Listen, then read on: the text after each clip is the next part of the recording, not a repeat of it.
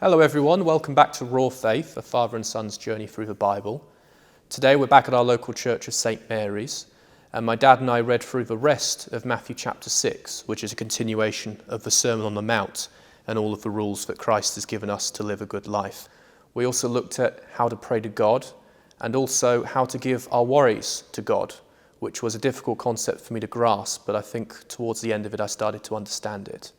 We very much enjoyed filming this episode, and we very much hope you enjoy watching it.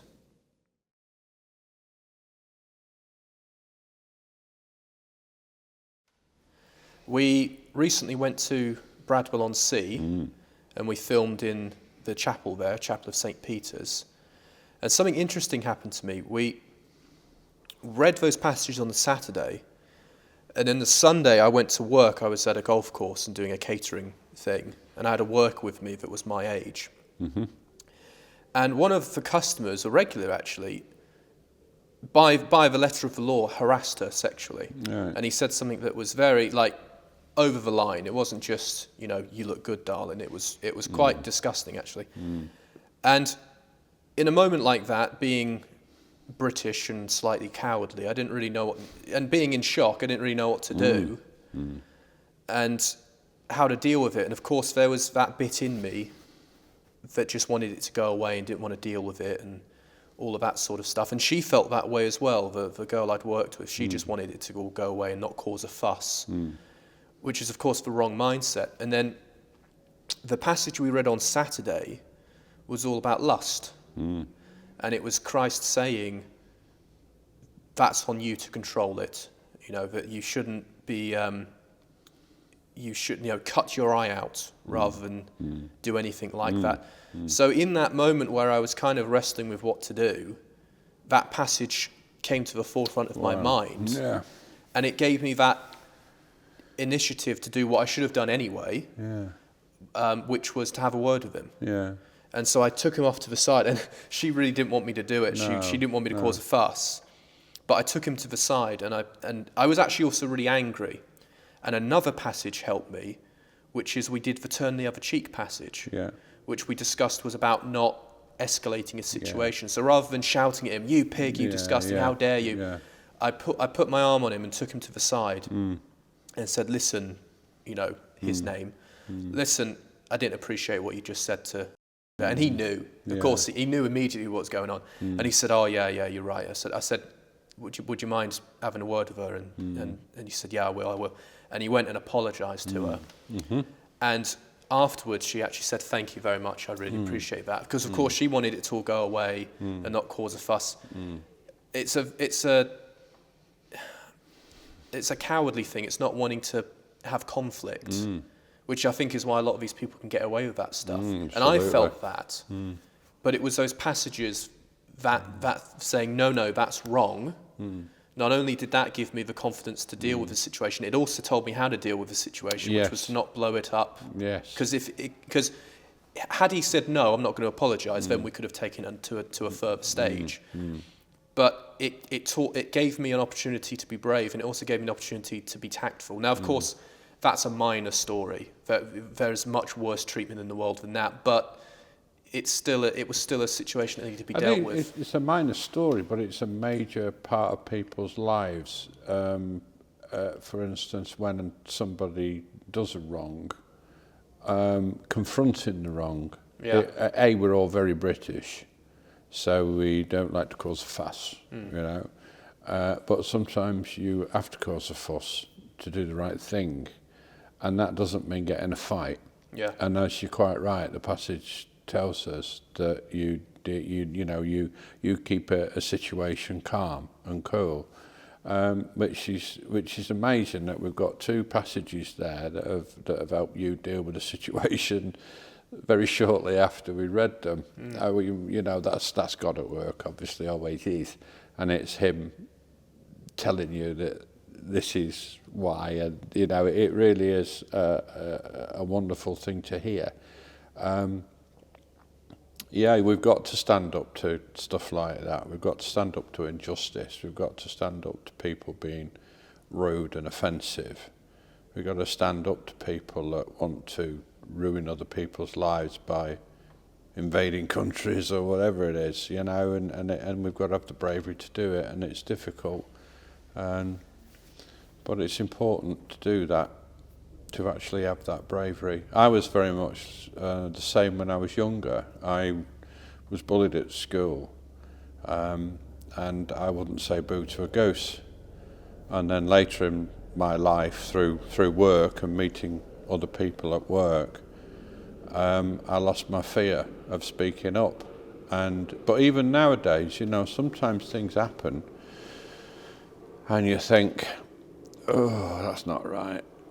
And then you think, got to be brave, got to say something. Yeah. You got to do something. And sometimes the bravery is if you've got somebody that might be racist, xenophobic, sexist, homophobic. You meet these people all through your life, and there's lots of them out there, and they'll say something to you trying to seek approval for their particular xenophobia. Yeah.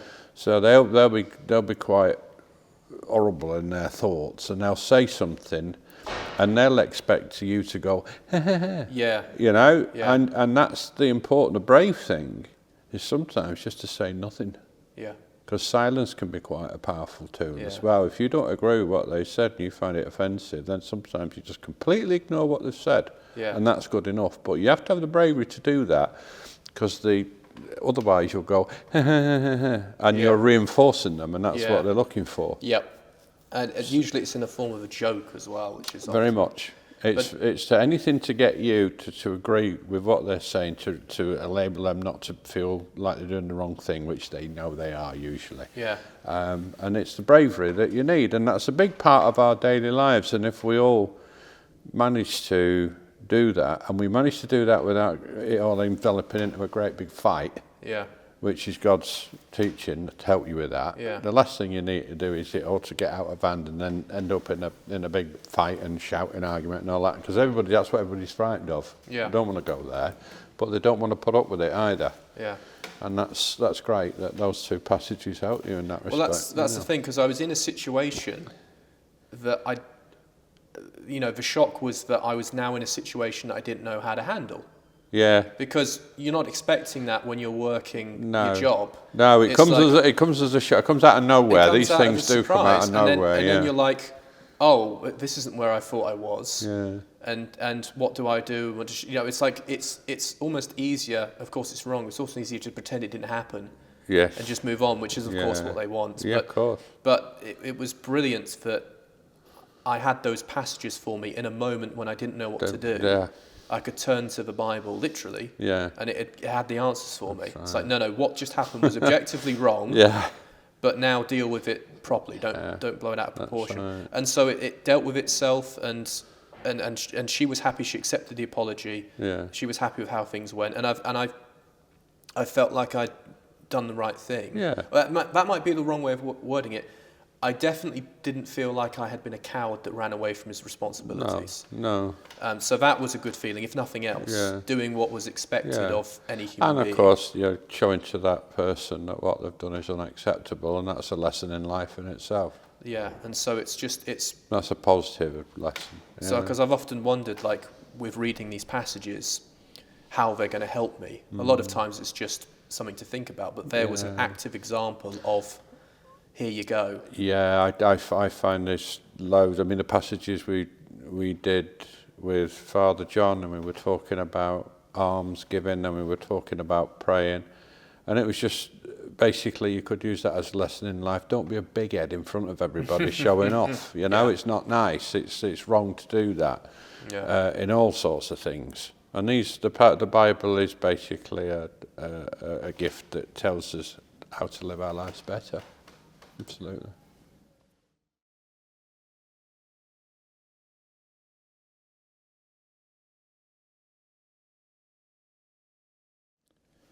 And whenever you fast, do not look dismal like the hypocrites, for they disfigure their faces so as to show others they are fasting. Truly, I tell you, they have received their reward. But when you fast, put oil on your head and wash your face, so that your fasting may not be seen by others, but by your Father who is in secret. And your Father who sees in secret will reward you.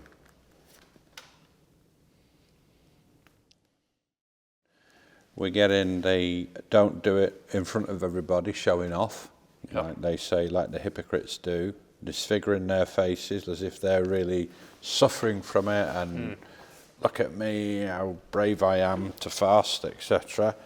Not that I've done a lot of fasting. I mean, I guess, we all, in our sort of Anglican traditions, we give things up for Lent. I suppose that could be as close as fasting as most of us ever do. So don't, again, just like giving alms, just like praying, don't do it to glean praise. That's a common thing now we're seeing all the way through these readings.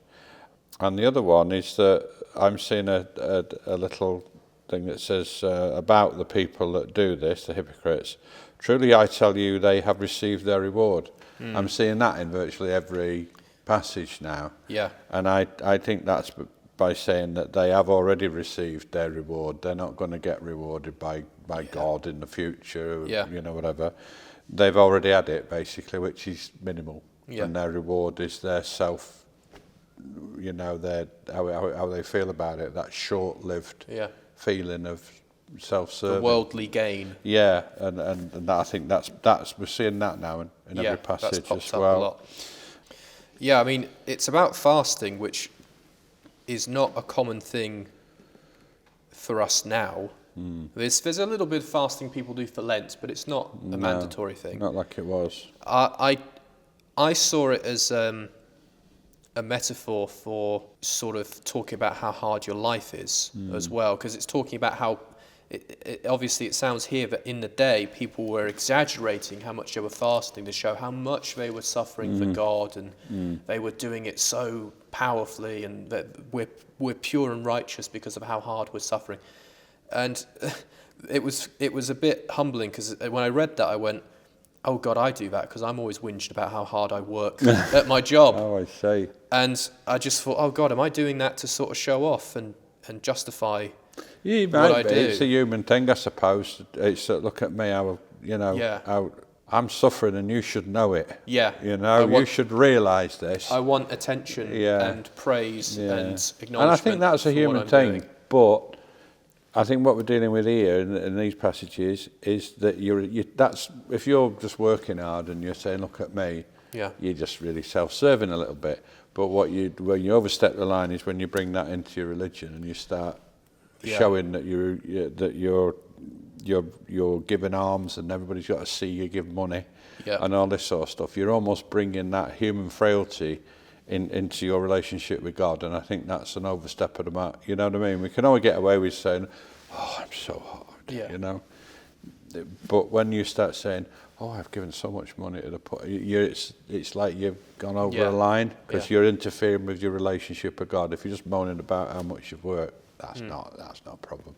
Yeah. And it takes the glamour out of doing good deeds, which we've discussed already. That's a reason why people do it. Of course, it's the wrong reason, and it's when you can't brag about that stuff, it does take the sort of sparkle off doing the deeds. Because it does, from a selfish perspective. Absolutely, yeah. And so it's saying here that even if you are suffering in your religion, to hide that is an honourable thing, because otherwise you are like I do with my job, bragging and whinging and complaining. Yes. So even though it's about something that we no longer do, I still saw the truth of the passage. Yeah. I must say I do admire people that fast. I mean, we lived in the Middle East for a while, and I went to an international school where there were Muslims in the class. And I remember when during Ramadan, because this was primary school, so we all ate at our desks, and the Muslim kids were asked to go and sit in like the staff room or like a separate room, so they didn't have to sit watching us eat and smell all the food, which would have been quite cruel. Yeah. And at the time I remember thinking, oh, I want to be sat out there with them. They're getting to be adults, because they were doing something admirable. So even when I was a child, I saw fasting as something admirable. There's something grown up about it. Yeah. And I mean, as a child, I would have sort of called it heroic. There's that kind of, they get to be, and of course they probably were looking through the door thinking, oh, they get to eat look food. at them, yeah. But from my perspective, I remember thinking as a child, there's something honourable to fasting. Now, fast forward to me in my late 20s now, I've still never fasted. And it's not a sort of expected thing in our religion. It's not enforced, that's for sure. But I have toyed with the idea. And I've discussed it. I remember discussing it with a cab driver. And he said it's a way to get closer to God. He was a Muslim cab driver? No, he was a Christian. He was an African Christian. And he was telling me all about growing up in Africa and his a bit like Father Andrew, his grandmother and all that sort of stuff. Yeah. But he just said he does it quite often because it's a way to get closer to God. Oh, wow. And I don't personally get it. You could argue that it's a playing out of the idea of sacrifice, which is a big part of our religion. But I've never felt the push to do it myself yet. No. Perhaps there's a little, the thought of Jesus in 40 days in the wilderness without food comes into my mind when I hear that sort of comment, and whether or not that invokes him closer to how Jesus felt, perhaps, without food. Fasting's come back in recent years as a sort of dietary thing, intermittent fasting, things like that. Yeah. But this is talking about it in a spiritual sense. Yeah. And again, not bragging about it. Even though it's not something I personally do, put oil on your head and wash your face so you look fresh and that's a very powerful image for me. And I think you could put that on a lot of other parts of your life of not showing the hardship because you can play the victim, perhaps, poor me, or something like that. But quite interesting. Even though it's an older act of being, there's still something timeless in the passage. Yeah, you could apply that to sort of looking after your elderly parents or something. Yes. And if you go around moaning all the time, saying, I work so hard looking after my parents, they'd probably feel pretty bad about it, wouldn't they? Yeah. Whereas you put oil on your head and wash your face and you look good, they'll think. Oh, I get to see my mum today. Yeah. No, that's a good point. Yeah, there's a lot of things you could put this on. Yeah. A lot of comparisons that could be made. Yeah.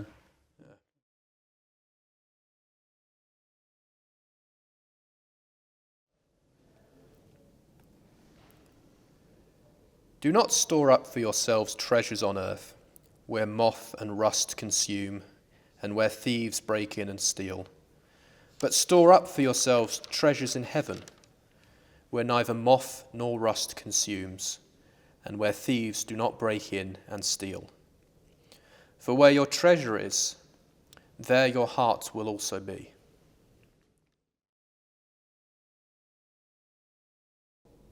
What a beautiful line, where moth and rust consume, and there's just such beautiful poetry there. But there were a few interpretations that came to mind. One was I've heard it discussed that this is talking about your reputation, which is something that cannot be it can be slandered, but usually if a person with good reputation is slandered, then there's a backlash to that, saying no, this person's all right.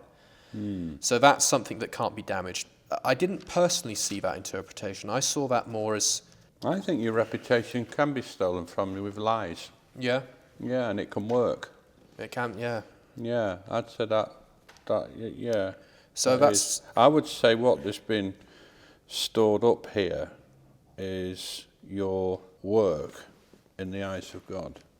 Okay, so when you, rather than gain treasure of fancy clothes, big houses, posh cars, money, that sort of stuff, the moths eat your clothes, the rust eats your car, and they're all little things that don't matter very much.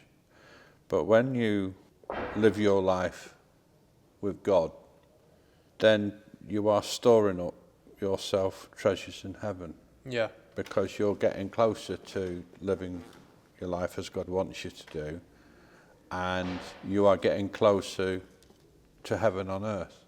As Father John was mentioning in the previous episode, that we want to get closer to God whilst we're on this earth, and we do that by behaving in the way that Jesus would behave, and that way we get close to God. And those are the treasures.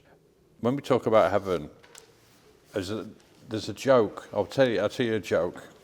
It'll either go down well or it won't, I don't know. But it was a guy, it was a very rich man, and he was dying on his deathbed, and he said, I want all my treasure buried with me. And he said, well, what do you want all that gold buried with you for? Are you going to give it to somebody and let them use it? No, I want to take it to heaven with me. I want my gold to go to heaven. And so, well, it's your gold. So they buried him with all his gold in his grave. Anyway, the joke goes on that he's going up to heaven there, and he's meeting St. Peter at the gates of heaven and wanting to go in, and he's got his wheelbarrow full of gold. And he's churning up the path, and St. Peter's looking at him coming with this wheelbarrow full of gold. And he says, he shouts back to whoever's in the back, Moses or whatever it may be. He says, hey Moses, there's a bloke coming up the drive with a wheelbarrow full of paving slabs. Do you get it? Yeah, because heaven's made of gold. Yeah, but the whole bait you're walking on gold in heaven. Has no value It has no value at all. It's paving slabs. Yeah. And so that was a sort of joke, taking this into that your treasures are worthless. Yeah. Because when you go to the kingdom of God, we're all laid bare, and our only real value is how we've lived our life. Yeah. You'd be better off spending all that money. I'd never thought of it like that. Yeah, why would you need that up in heaven? You're going to have everything you need. Yeah. Yeah, it's going to be completely different. Yeah. That's really interesting, that, yeah. I saw something in it there, because you mentioned how you didn't think it was reputation, which I agree with. And you were listing off earthly treasures. Yeah. And one of them is acclaim. We've discussed that just a moment ago with wanting to look good in front of people. Yeah. That stuff can change on a dime. We see that with celebrities a lot. Yeah, absolutely. Reputation. Even if they've done nothing wrong. There's an actor at the moment, I don't think you'll have heard of him, but his name's Pedro Pascal. And he's in everything at the moment, like everything. Yeah. And he's in so many films that audiences have actually got annoyed that he's in everything. Yeah. So he's at the height of his career, and now all of a sudden everybody hates him. Oh, dear. And there's all this discussion online of, he must be up to no good. And like everyone's suspicious of him now because they're sick of seeing him. I mean, how silly is that? That you've strived your whole life to have a film career. Yeah. You've got to the absolute height of your game. You're in all the biggest films in the world, and now everyone's sick of you. Well, that's the antithesis, isn't it? I mean, it's other people's. This is all the messages through the Bible that we're seeing. All the things that we do as human beings that are wrong. Yeah. There are all these things of the people that are suspicious of him, the people that resent him because they're jealous, the jealousy. Yeah. They're all human foibles that we through these passages tell us to correct and not to do. Reputation could be lost. That could be a treasure. Another treasure in that vein that comes up in my mind is the treasure of pride. Having pride. Yeah. It's a killer. Yeah. And that again can be just wiped out in an instant. And through no fault of his own, like at the time of this recording, there's been no great uncovering of some misbehaviour on the part of Pedro Pascal. But and I'm not saying this is what he's doing, but I see it as a metaphor for chasing the worldly things isn't a guarantee that it's going to pay off. Oh no, it usually doesn't. Like, let's say he was chasing acclaim. Yeah. Well, it's completely inverted on him. I'm not saying that's what he's doing, but that's an element here of don't chase those earthly treasures, because you might not even end up getting them, and you'll probably lose yourself in the process as well.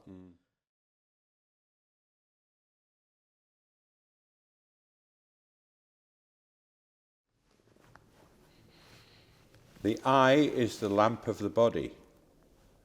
So, if your eye is healthy, your whole body will be full of light. But if your eye is unhealthy, your whole body will be full of darkness. If then the light in you is darkness, how great is the darkness?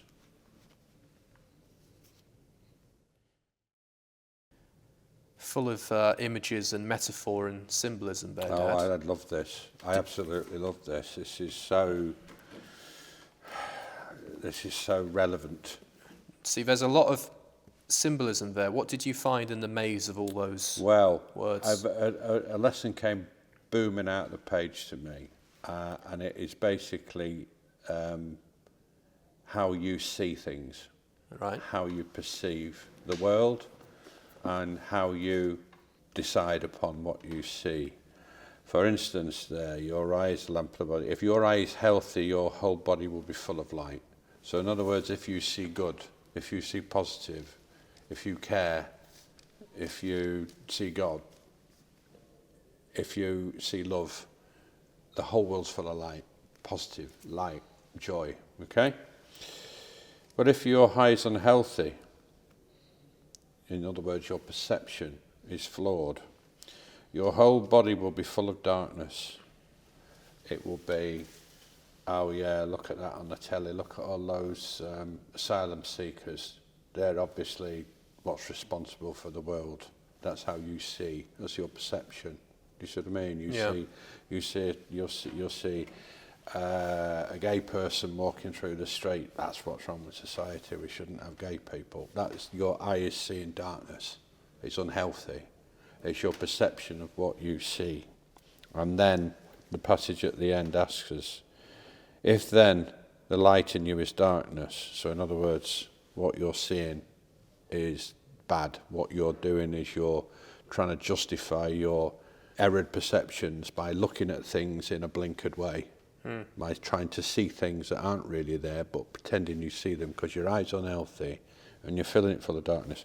How great is the darkness? So it's asking you, how bad are your thoughts? How bad is your perception of the world away from the light, the healthy eye? And I see that very clearly in that the sound eye. Yeah, I saw that. I also saw that the last line, if then the light in you is darkness, how great is the darkness? And there's an exclamation point there, which adds to the point. So to me, how bad have you got? Yeah, and also it can also be taken to the acts, because if your thoughts go dark enough, your acts will be influenced by them. Absolutely. Well, they are. I mean, I sit with people sometimes, and they it doesn't matter if it's illegal immigration. It doesn't matter whether it's sick people. It doesn't matter if it's people that are left wing instead of right wing. Whatever it is, whether they're black, whether they're Asians, whether they're Muslims, if they've got an unhealthy eye, they will just look at those people and they will look at them as darkness. And I see that a lot. It's just a really unhealthy eye. Yeah. You know what I mean? And what they're seeing is darkness. Yeah. You know. But they use that darkness, and how great is the darkness? How bad are you? How bad are you doing this? You know? Very, very relevant, especially today. Yeah, and the metaphor of the eye, of course, we live in a world of science and biology now, but in the day, one of the sort of mythological symbolic uses of the eye was the direct link from the world to your soul. And so that's how people viewed it.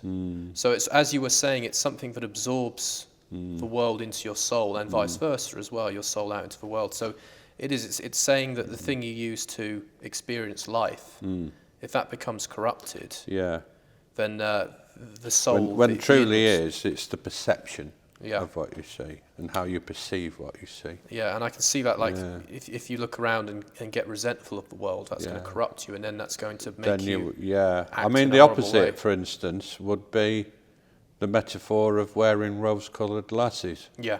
Where you see everything's wonderful. Yeah. You know, because you're wearing rose-coloured glasses. Again, it's the eye, isn't it? It's hitting the eye. But it's, you see the world through your eyes. And if you've got a broken eye, in other words, your perception is biased, incorrect, and not in line with God, then you will perceive darkness. Yeah, and also my first interpretation of it was, that sounds like depression. You know, when you start to see everything around you. Oh, it can be is an dark, unhealthy perception of the world. Through mental illness. It might not just be resentment, it might be depression and sadness. Of, what's the point to existence? That's a good point. We're just a speck of dust in a universe, and nothing we do matters. And I think the last line, though, how great is the darkness, is quite, with the exclamation point, is almost a case of how great's your darkness, you know. How badly out of control could it get? What are you like? Yeah. It reminds me actually of a moment in Lord of the Rings where Frodo offers Gandalf the ring, and he says, I'd want to do good with this ring, but through me, it could do such terrible evil. Because he's such a powerful being, he's a wizard. So when I read that line, I thought of that in the case of the amount of capacity we have to do good deeds. If that became corrupted and all our efforts went towards doing dark deeds, how bad could things get? How much evil could we do through that corrupted instinct? Tolkien, by the way, being a Christian, of course, and talking about how Lord of the Rings was written with a Christian lens to it, so it's probably not a coincidence there. No, probably not, actually.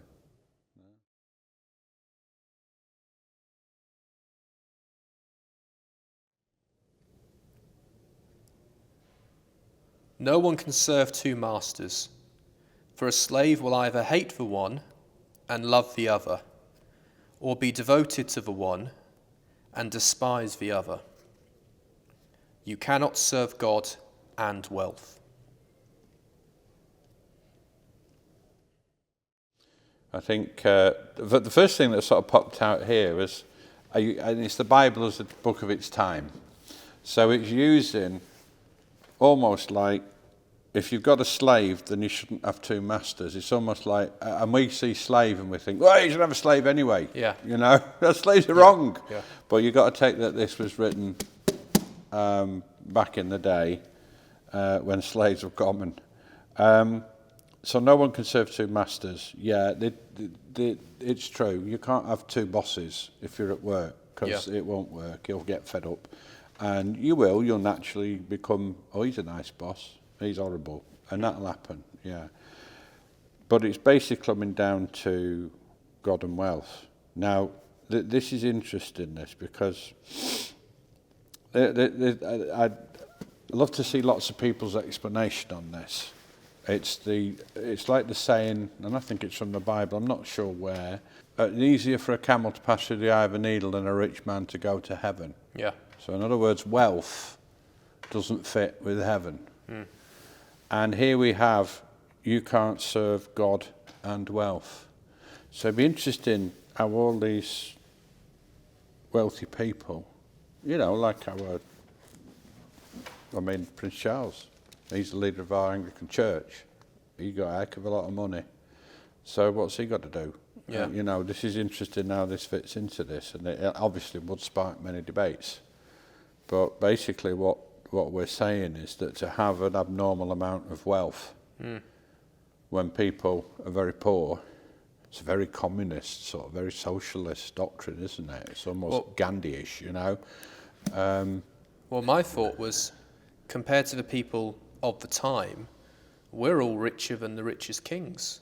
Yeah, but it's all relative, you see. Well, I'm thinking of it relative to then. Like, we all have a bit of spare money and iPhones and cars. Like, by the standards of the day, are we considered obscenely wealthy? No, you wouldn't be seen obscenely wealthy, but a king would be seen as obscenely wealthy of the day. I would imagine if you were to take an equivalent now, you will be seen as a merchant. So you don't think we're any more divided than the people of the time? Yeah, we are, because what you've got to do is you've got to, if you're looking at this and you're saying that God and wealth don't match, you've got to really think about monks, nuns that have absolutely nothing. You think about the poor man, the beggar in the street, which has absolutely nothing. So if you were to, and Jesus, when he walked through his journey on the earth, he didn't have any money. He just said to the disciples, "Don't worry about money. We're just going to go." And they're all going, "What about? We're going to pay for this. We're going to pay for that." No, forget it. We'll just go on people's charity. So you've essentially, if you take the absolute, I think, of Jesus, you've got to give all your money away, absolutely everything, and live that doctrine. And it's very difficult doctrine, that. Well, when I read the word wealth, I was taking into account everything we've read so far is in worldly wealth. So all the things we've discussed of like acclaim and status and all of that sort of stuff. So to me, it was saying all the worldly things. I mean, when it says you cannot serve two masters, it's also Yeah, I think that's absolutely bang on what you're saying. it's saying there needs to be a principle above all of your, what's the word I'm looking for here? All of your motivations. I mean, this is the thing of great drama. Usually, there's a character stuck between two motivations. For example, a woman who wants to be a great dancer has to leave her family. And there's always a scene in those sort of movies or plays where the character is torn between these two worlds and doesn't know what to do. And to me, that's playing out the idea of serving two masters and not knowing which one to do. Now, what the religious text is saying is put God above all of that so that that's your priority. And then you always know what direction to go in life. Yeah. When you're caught in those places, you go, all right, what's the higher path? Yeah. Because otherwise you will get caught in the middle of, you know, your loyalty to your friends, your loyalty to the state and law, to your family. Yeah. You'll always see that in a movie where the hero needs to defuse the bomb and the villain's got a gun up against his wife's head and he doesn't know what to do. And so that's what I took from it, was put God above all of your masters so you're never confused. And then when I read wealth, I saw that as everything worldly. Yeah, I would agree with that. Those Yeah, things. not So, just money, but that job pride. promotion, Yeah. that job promotion you want, but you have to step on someone to get it, or you have to sacrifice your morals. Absolutely. You put God above all of that stuff. Worldly wealth. Yeah, that's how I saw it. No, I agree. I think money always comes to mind because that's the big divisor of, you know, if you're very poor, if you're on the street, you don't live very well, you get ill, you're hungry, you're tired, you're cold, and people with lots of money don't get that. So the main, you know, the big wealth in my mind is hard cash, if you like, and that is separates you from God, definitely. But again, you know, where we had that discussion the other week about divorce, and we were sort of thinking, well, how does that ratify with the Anglican Church and what have you? I'd be interested for somebody, you know, that was ordained to actually answer that sort of question of how can you be a wealthy person and meet God? Yeah. You know, and I again, and I don't want to be controversial, but if I take it to the nth degree, the head of our church, who's the King of England, is very wealthy. How's he going to meet God? Yeah. So I'm interested to explore that, but I'm not going to make it up. You know, I'd like to discuss that with somebody that has got a grip of it. I mean, I've heard people who have been wealthy in like podcasts and what have you, in interviews, and they say that when you get the wealth, you immediately want to hold on to it. It's kind of like, you know, the dragon in fantasy holding the gold. Oh yeah. People, when they get that power or acclaim or money, as you're talking, there's then that, and there's the greed kicks in very quickly. Apparently, you know, Comes their master. Yeah, and so and then your motivations could change rather than how can I use this money to help people. It's how do I get more or how do I hold on to it? No, get away from me. This is mine. Yeah. Territorial kicks in. Yeah, absolutely. So that could also be like a lion hiding its kill. Yeah. So you could neglect so many of the responsibilities chasing wealth, and then when you get that wealth, again continue to ignore your responsibilities because you want to hold on to it, rather than serving God.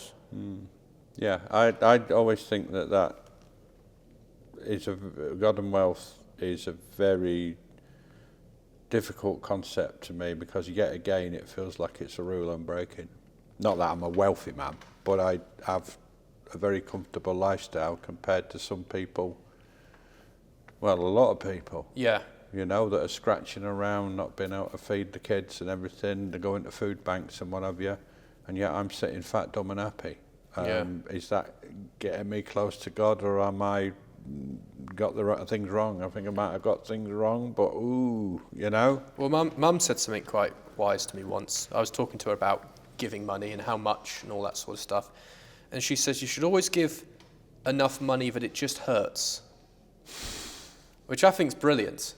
Because it's always the question, like it doesn't matter when, say, a billionaire gives away 10 grand. Yeah. They're not even going to notice that's gone. The trouble is, though, if you take the Ebenezer Scrooge out of Dickens, it probably 500,000 would hurt him. Yeah, well, You well, know, that's better than nothing I suppose so. because it's Yeah. overriding that instinct to hold on to Yes. things. No, good point. Like, for example, if I put yeah. £5 in the church kitty, Yeah. that doesn't bother me. But £20, Yeah. you know, it's starting to hurt at that point. Yeah. But that's what Mum told me, was that's how you know you're actually giving. That's right. And like you said, that could be 2 pennies for an old lady. Yeah. But that's a way of keeping it under control. And it's like, not bad, Mum.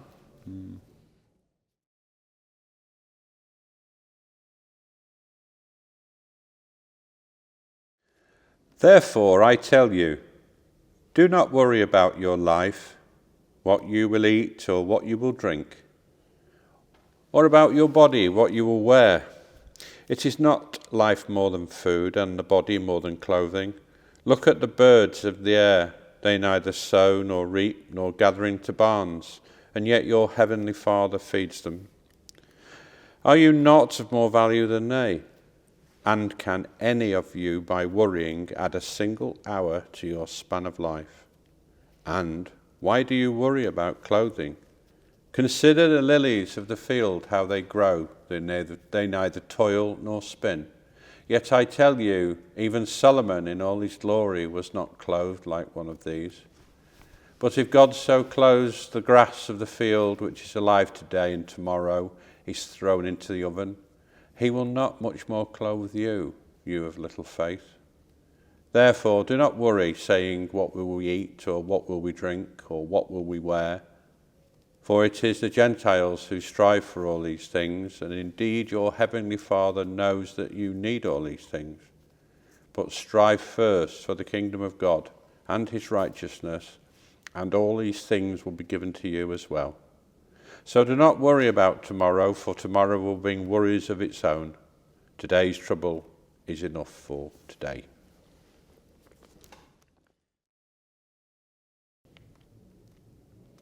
That's a very beautiful passage, Dad. Really beautiful. Yeah, it's something that resounds with me quite deeply, that it's all about faith. It's all about putting your faith in God.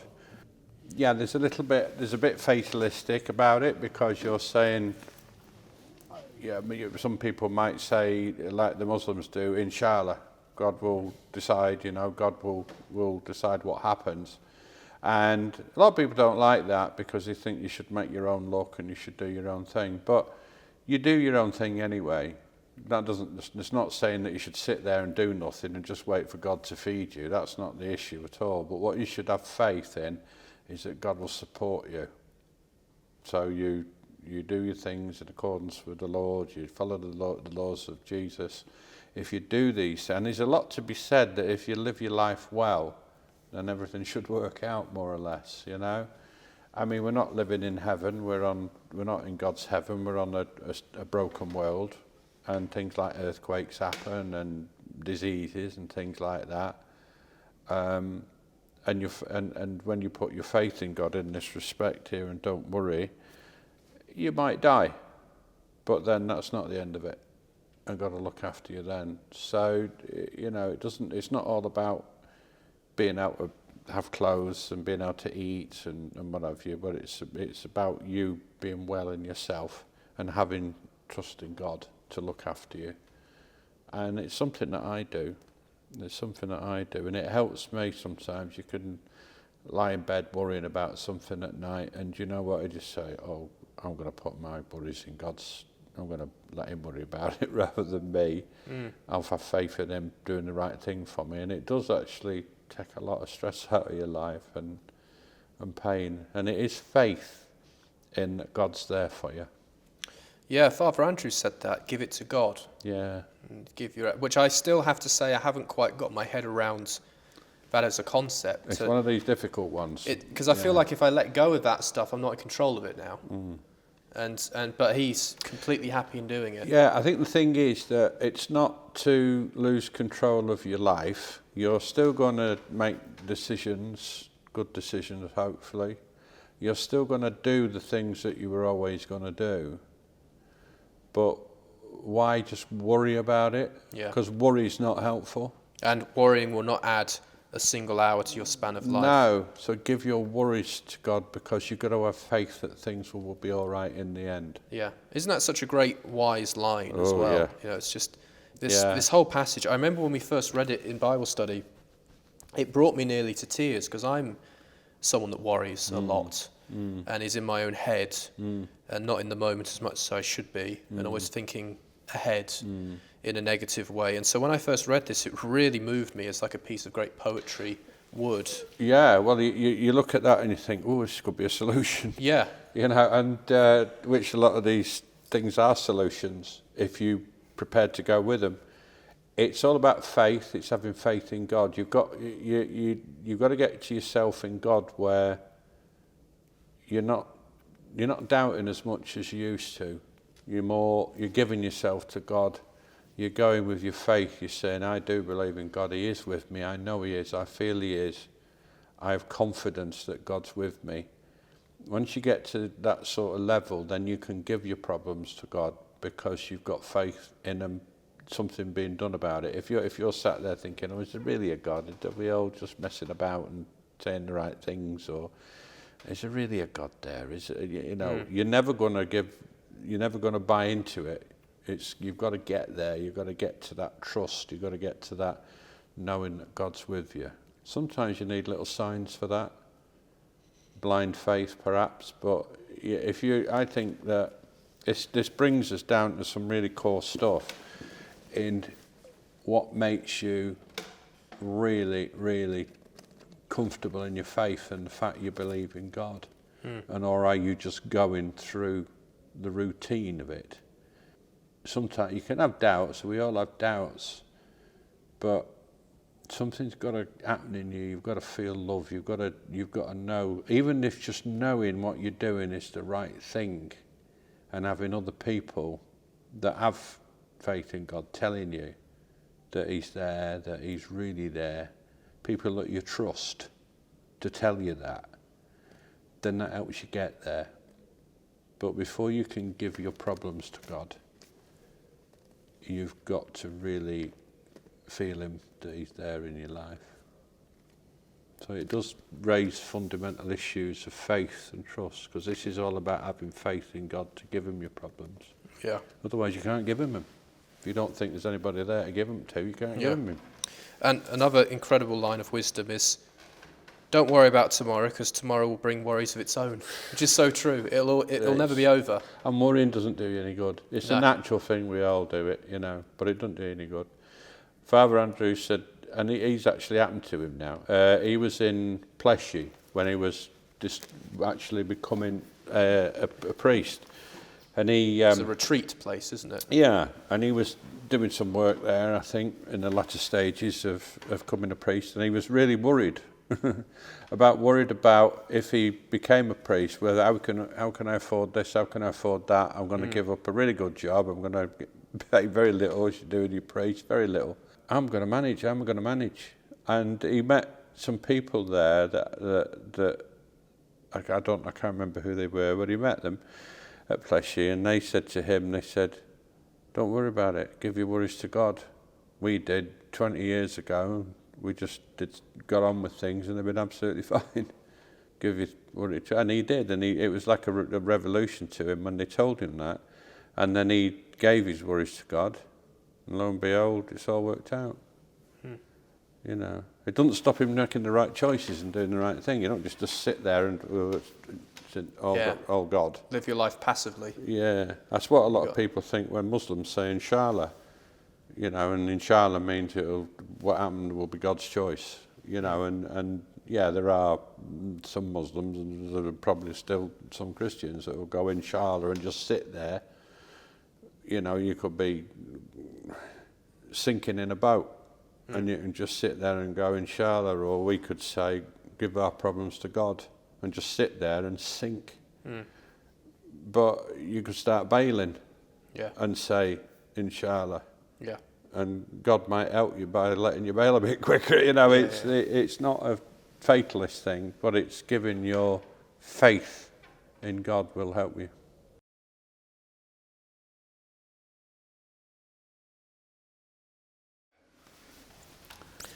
All right, I noticed something in there, Dad.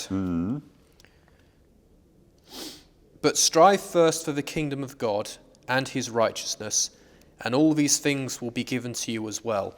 What I love about that bit was that's also a summary of everything else that's been discussed there, where don't chase material possessions, don't chase worldly wealth, because it will lead you astray and you'll lose yourself in the process. And there, Christ is just saying it at the end that if you chase God, which is what he's saying, don't serve two masters and all the rest of it. If you chase God, you'll end up with all that stuff as well. Not like you might not end up as a king with millions of dollars or pounds, but you'll have enough. And by sort of turning away from that stuff slightly, chasing what is right and true, you'll get those things around you. Because, for example, if you act in an honourable way, you'll get friends. You know, and if you work properly at your job rather than taking from the till, you'll get a promotion. Yeah. I mean, it's, you know, silly examples, but that's how life can work. It's happened to me. So I just loved that passage at the end there, that you can actually have the two masters, but just remember which is more important. I know. And I think the other thing as well is the choice of wealth or God, as we discussed there. When you generally chase material things, when you want a house and a car and a fancy job and fancy holidays and stuff, they don't bring you happiness. They don't bring you peace in your life. They don't do that. Your family brings you that. Your relationship with God brings you that. And happiness and peace and the closeness of God is ultimately much, much more than any form of wealth. Yeah, absolutely.